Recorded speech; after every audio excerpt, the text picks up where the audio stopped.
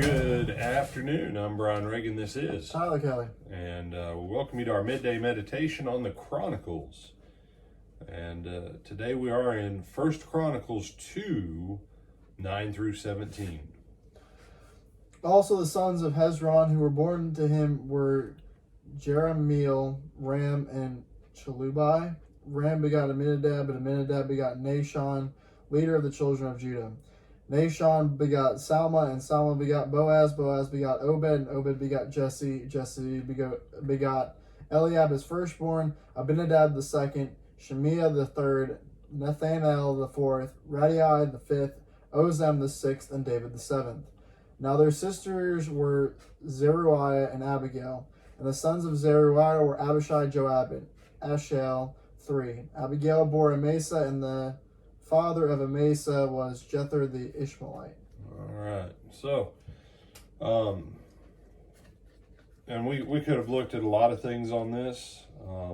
Interestingly enough, this chapter 1 with the listing of a genealogy, and it's an interesting thing. The genealogy is specifically attributed in chapter 1 to Ishmael and Isaac.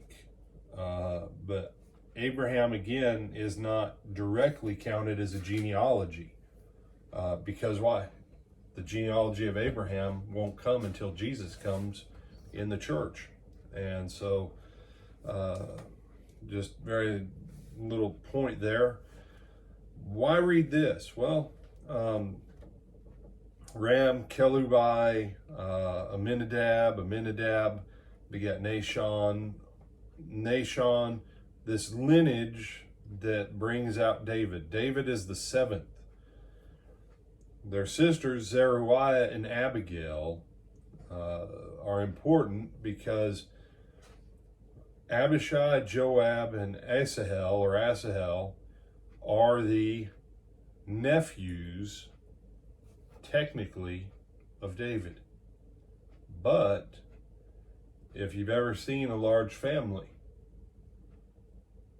Joab and them are really more like brothers as far as timing goes with David. And what can politics do to a family? What can power do to a family? What can wealth do to a family? David, directly or indirectly, his empire, his kingdom was built on these three guys. But he had some significant challenges with them. And when you read 1st and 2nd Samuel, if you actually take into your heart the Word of God, when you're reading the story of Joab, you're reading the story of one of your cousins, one of your great uncles, right? And so when these Bible writers blast people like Joab, say, well, David is the lineage of Jesus. Great. That doesn't change the fact that he's still, my 29th cousin twice removed as an uncle. He's still family.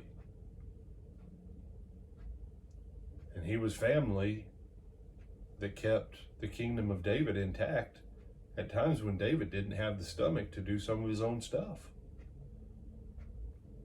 So when you read Chronicles, pay attention to the fact you're not just reading a bunch of names, you're reading family history, family bloodlines, intrigue, politics, but also the promise of God coming to pass throughout time and space. So, anything you want to add? No, sir. All right, with that, I'm Brian Reagan. This is Tyler Kelly. Bid you good afternoon.